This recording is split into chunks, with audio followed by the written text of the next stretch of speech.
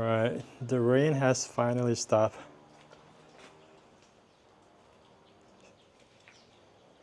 Finally. Okay, I think I'm gonna do something. Aw, look at that. I think my baby girls are hungry. Sorry guys. They need food. I know.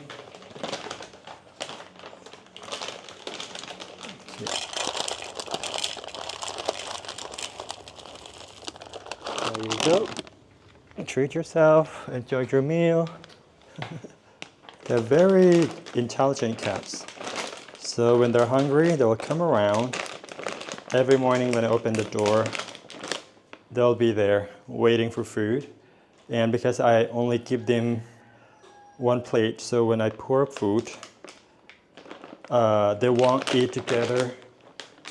Sometimes they do, but rarely, like when you see there. So one would have first and then the other is waiting. Aren't they cute? Aren't you guys cute? When they first came in, they were quite skinny. Now they're getting fatter and fatter. Right, I think I'm gonna do something. So I'm trying to think if I can reorganize my living room. As you can see, there's barely enough space to walk around. Actually, the space is not too small, but it's the way I put the stuff. It's all over the place. So I'm thinking of moving this to the kitchen and then install maybe some shelf on the wall here that I can display my books and other stuff. It's just too plain, too blank, don't you think? It is boring when you look at it. So maybe I should do that. So if I do this, 70 centimeter. Okay.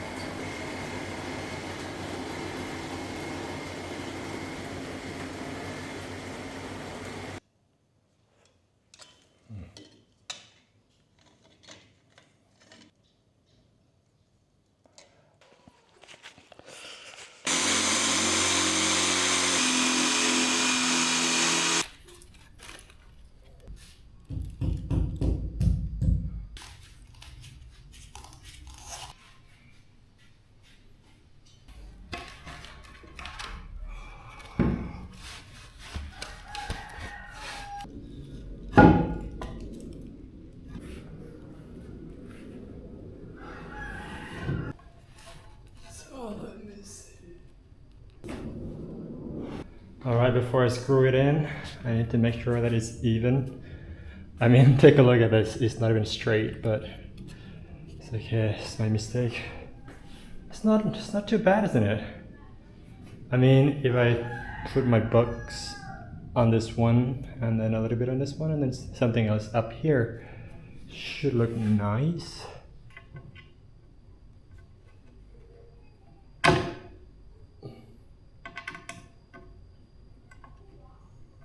I think this one is a bit too long. Probably get a new one.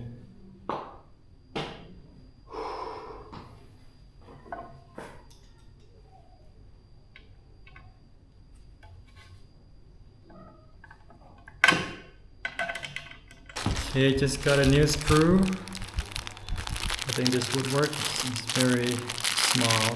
The other one is also small but too long. Should be fine. Because I'm starving. Let me check what time is it now. I haven't had my lunch yet, so I'm gonna have yogurt. It's 3:42 already, and I had my breakfast this morning at 9. That's it. It's a busy day, huh? I have to run to the gym as well. Gym is one of a few things in my life that no matter how tired I am, I think I still have the need that I have to go to, at least once a week, except when I had an accident, I didn't go for more than 3 weeks.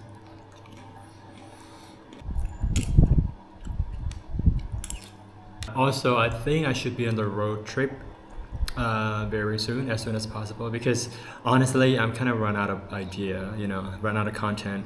I just don't know what to do here in Luang Prabang because I've done almost everything, if not everything.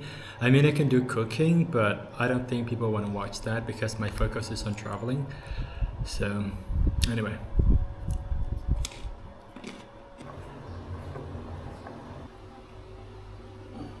Okay, let's try it. So these are all my books. By the way, this is my book. It's called Camel Cradling. So I wrote this book when I was in London, and my partner edited everything, and he also published it. So the cover photo is the ritual that the shaman performing the sacrifice ceremony. In this book, I talk a lot about my childhood and Camel culture, of course, and the way people live their life in that village in particular. So growing up, it was so tragic to see how people die, especially young children, because they rejected the medicine. So basically, when people get sick in my village, in my hometown, they would invite shaman over, and of course he would perform the ritual like this one, and they kill animals, chicken, duck, water buffalo, cow, whatever, and instead of getting better, most people ended up losing their life. And also many women die while giving birth, and they blame the ancestor spirit or whatever spirit around the village instead of blaming the way they believe. But it's so hard. I mean, to be fair, because there was not much option. So to get from my hometown to the main road where you can take the car or the bus to Luang Prabang, we had to walk 2 hours or take the boat, small long-tail boat downstream for like 1 hour. So that's not an option. And plus, I don't think many people could afford it back in the day because everyone was quite poor. They were so struggle and working so hard in the farm. They just don't have enough money to go to the hospital, I think. So yeah, I talk about the history of my hometown as well. So my hometown was a refugee village. My dad and my mom met there, but none of them was born there. So basically, my dad was born somewhere in the northeast of Laos, somewhere near Sieng Kuang. Him, his brother, and his mom, they walked all the way from there for several months because it was during the war as well. So everyone has to flee. So they walked until they reached my village. Their father joined the army because back in the day, everyone has to join the army. It was mandatory. And he never came back, so nobody know what happened to him. And then at the same time, my mom was also fled from the south of Luang Prabang. So my mom was born in a wealthy family, according to her. I spent a lot of time interviewing my step-grandfather who passed away, and so my mom, before I wrote this book. So she said she was born in the south of Luang Prabang, in a mixed, like, animist and Christian village. And she talked about, going to church and stuff like that.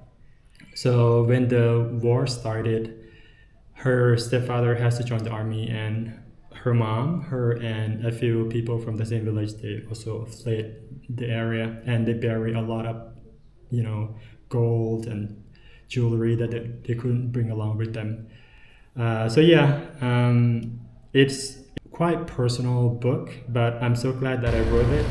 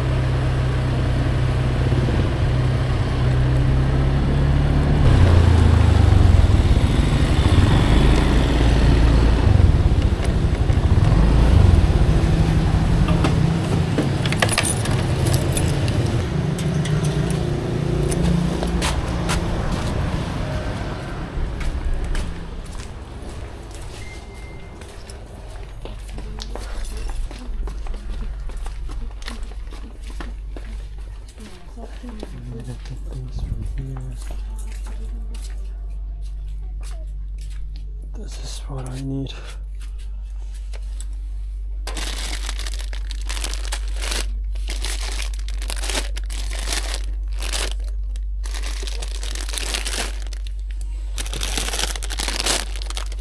Should be enough.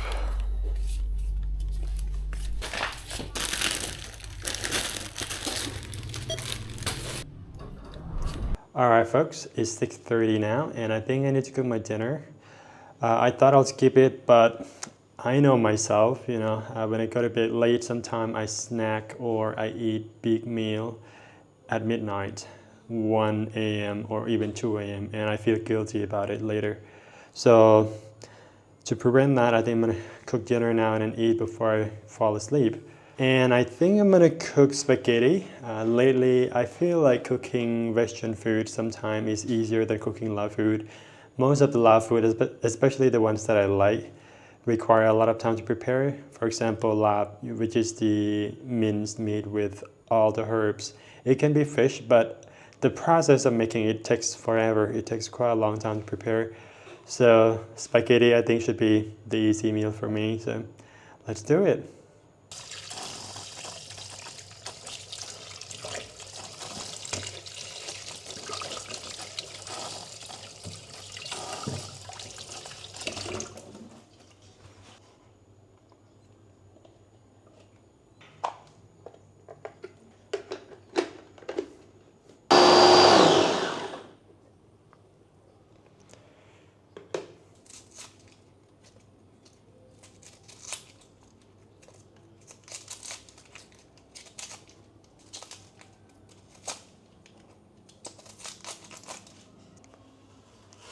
Cutting onion is very challenging. It makes me cry.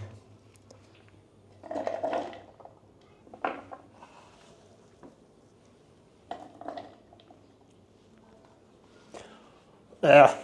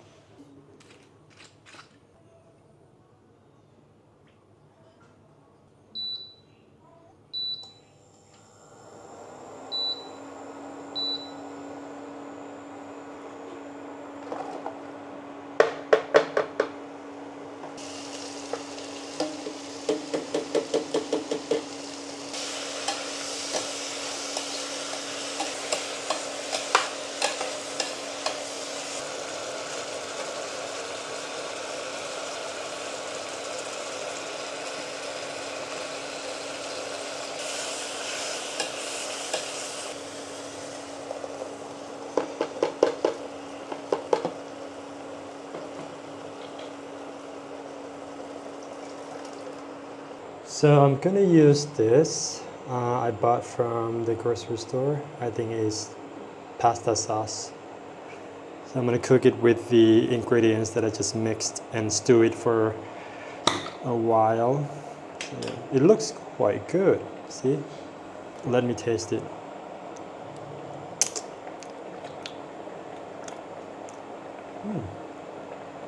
It's very herby. Okay. All right, let's just toss it in and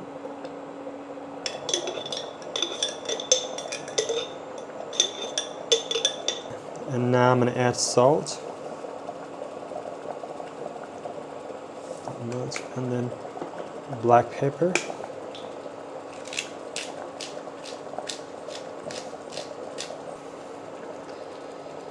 And I'm gonna lower the heat and then simmer it for like 20 minutes or more.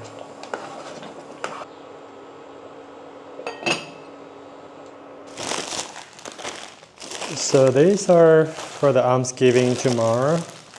I should have done it yesterday because the big day was yesterday. So the BuddhistLen has started yesterday.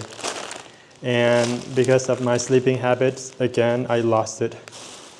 So I'll do it tomorrow. And as a Buddhist person, I mean, if I missed it, it was a shame, but it's okay. I'll do it tomorrow. Now, according to Buddhist calendar, we are already in August, but for international calendar, it's still July. So we are mid-August now, which was full moon day yesterday, and that's why it was a big day. So the Buddhist Lent is the 3-month period during the rainy season when monks stay focused, like they remain in the temple, so they're not allowed to travel during this period of time. Basically, they practice a lot of meditation, they pray longer, and they have to very strict with their discipline. I mean, there is an exception. They can travel or spend overnight somewhere else. In the case when they get sick, they can go to the hospital and get treated until they feel better. Another case that they can do is they can go visit their family, like parents or sibling, if they're sick, or if there is some necessary meeting.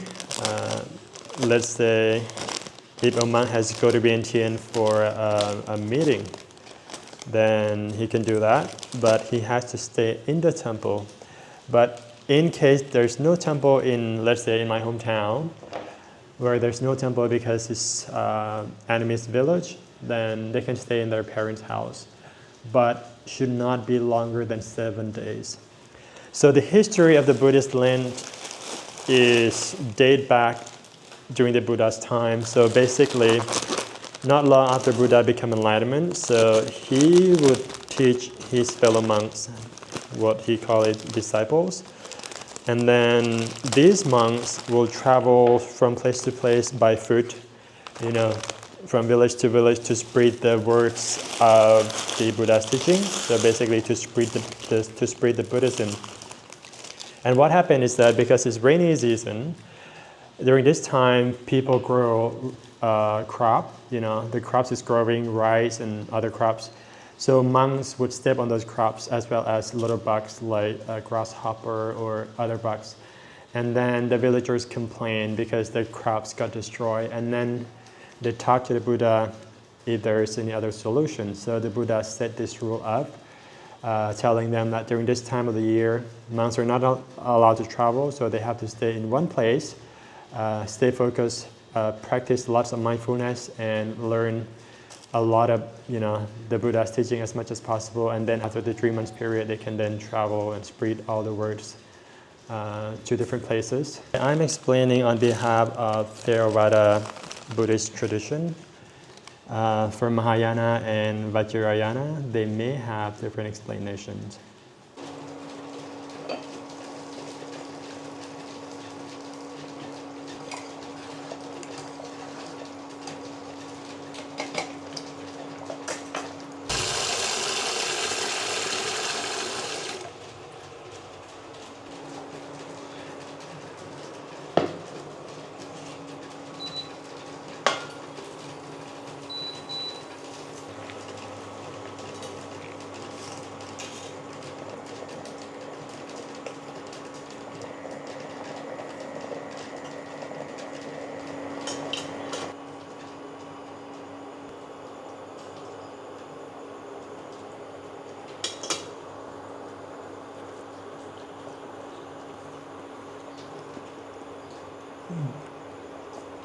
Not yet.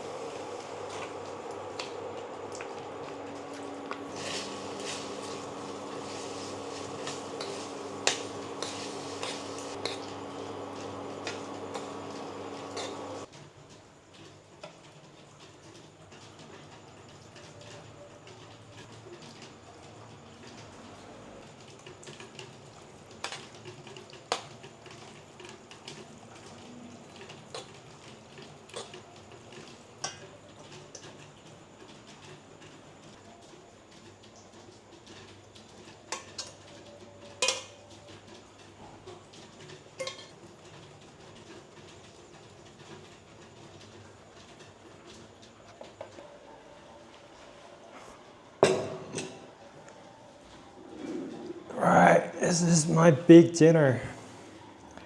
It looks good.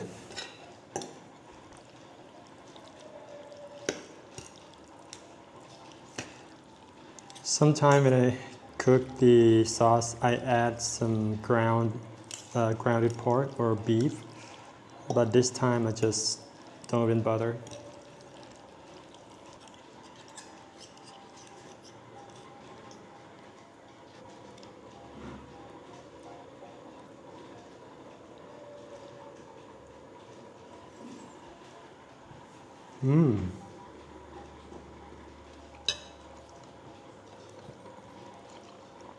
Very good.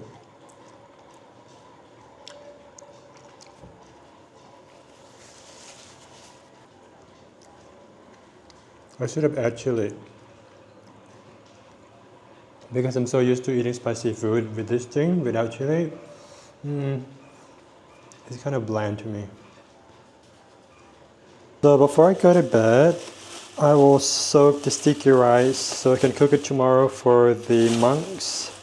So this is what sticky rice looks like. It's different from the steamed rice. Some people call it gluten rice. It's just beautiful. So basically before you cook it, you have to soak it at least 3 hours or overnight. And that's what I'm gonna do. I'm gonna soak it now and then tomorrow morning I'll cook it.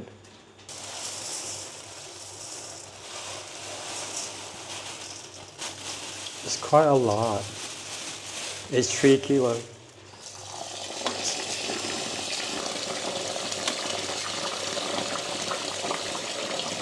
So before you soak it, make sure you rinse it like at least 2 times to clean it. As you can see, the water is quite milky, and it contains lots of sugar.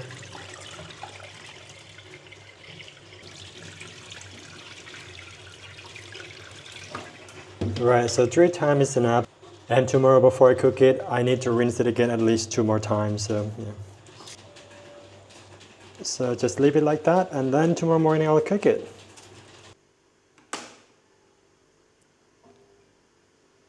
Good morning. It's 4:30 now. I had not slept yet. I finished 2 movies and then I had shower. So I'm ready to cook my rice. Take a look at our rice. So I added a bit more water at 2 a.m. and now I think it's ready to cook. But first I need to wet the basket.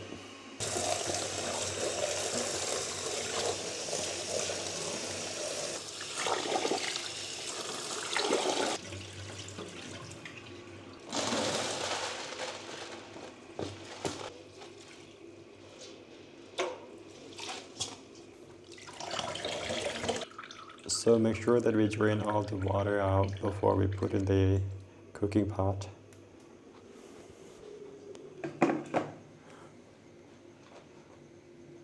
Right, for now we're gonna leave it for 20 minutes to cook, and then we're gonna turn it upside down and then leave it another 20 minutes and then it should be done. Okay, so our rice is ready to turn upside down.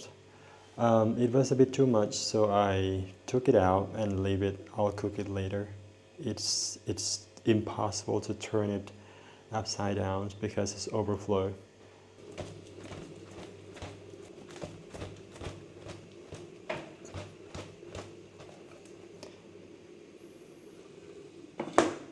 Right, at this point I think we're gonna leave it cook for another 15 minutes, not 20 minutes. As you can see, it's overcooked on the top bit.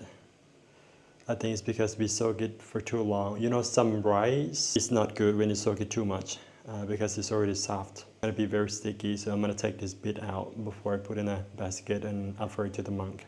In the village, this is perfect for rice cake. I'm not gonna throw it away, I'm gonna do it something with it. See, now it looks perfect. So such a beautiful rice, good grade. Smells really good, so fresh.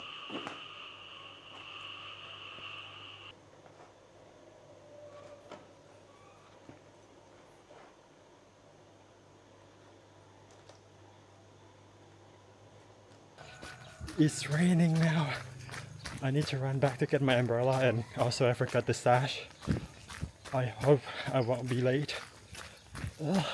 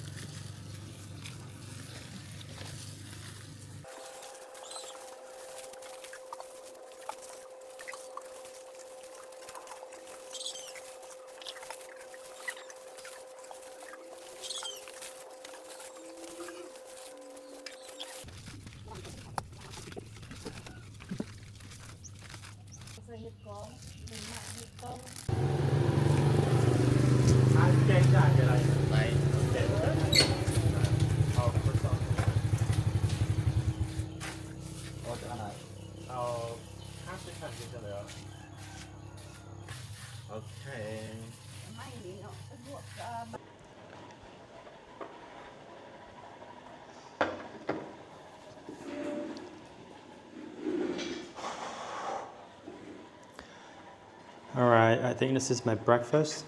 2 eggs, 1 banana, and the croissant. I already ate one. It's really good. It's so cheap. It's like 50,000 kip, and I got 5 of them, and it's so fresh. It was still warm when I got it from him this morning. So what I'm gonna do is, so in here is the olive oil with salt and pepper, and I'm gonna dip it in just like this, and then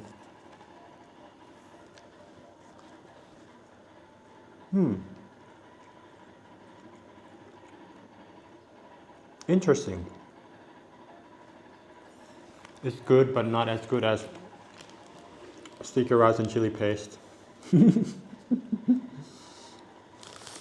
Anyway, so after meal, I'm gonna brush my teeth and then go to bed because I haven't slept at all.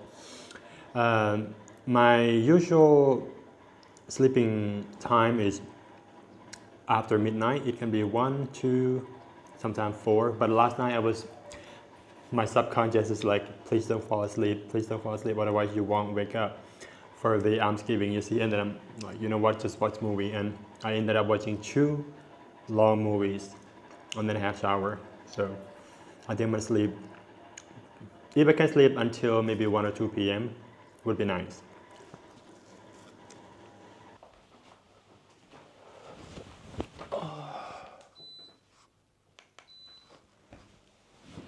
Oh, God. 7 a.m. now. I'm physically exhausted from the sleepless. By the way, my fasting really helped for the first few weeks, and then I got back to my normal schedule. Same pattern.